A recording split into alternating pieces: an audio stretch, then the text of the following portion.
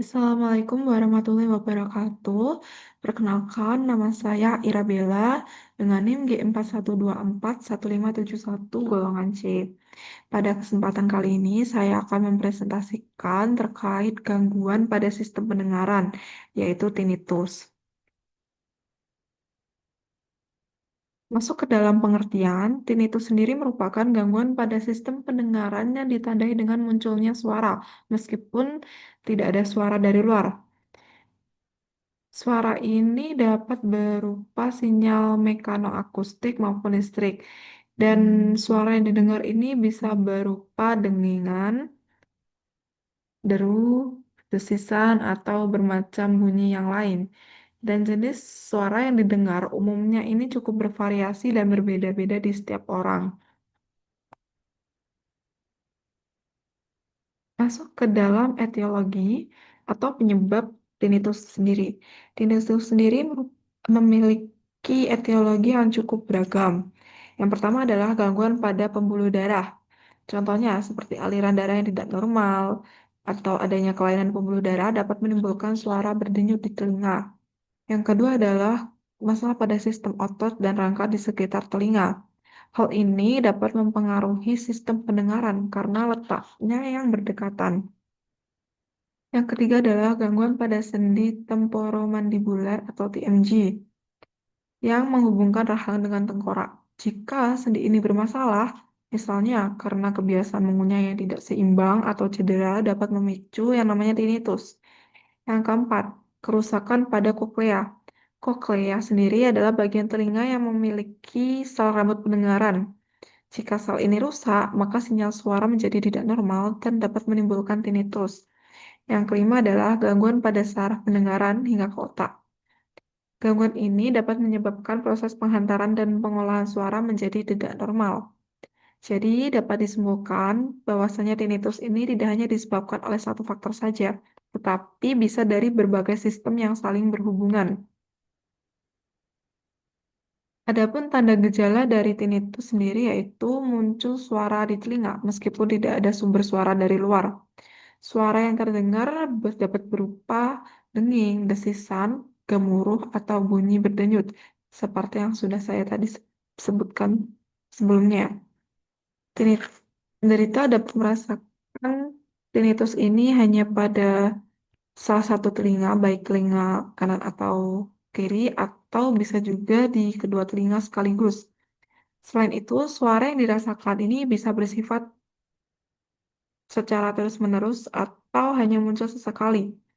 Pada beberapa orang, tinnitus mungkin terasa ringan, tetapi pada kondisi tertentu bisa sangat mengganggu hingga mengganggu aktivitas sehari-hari.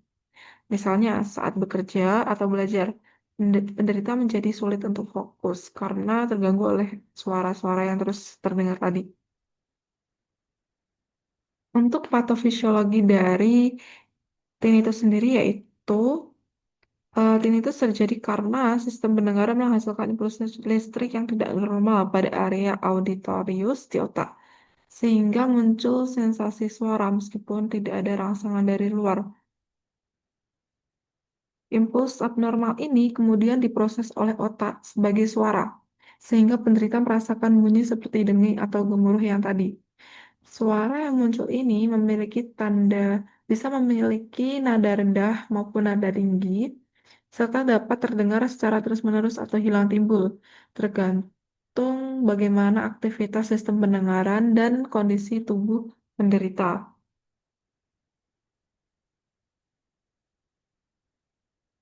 Adapun komplikasi jika tinnitus ini tidak ditangani dengan baik, nanti akan muncul beberapa komplikasi. Salah satunya ada 4 di sini yang saya masukkan, yaitu gangguan tidur yang pertama.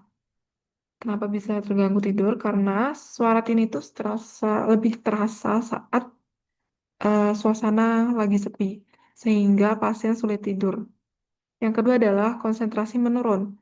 Penderita akan jadi lebih sulit fokus, baik itu belajar, bekerja, atau beraktivitas sehari-hari karena terganggu oleh suara tersebut.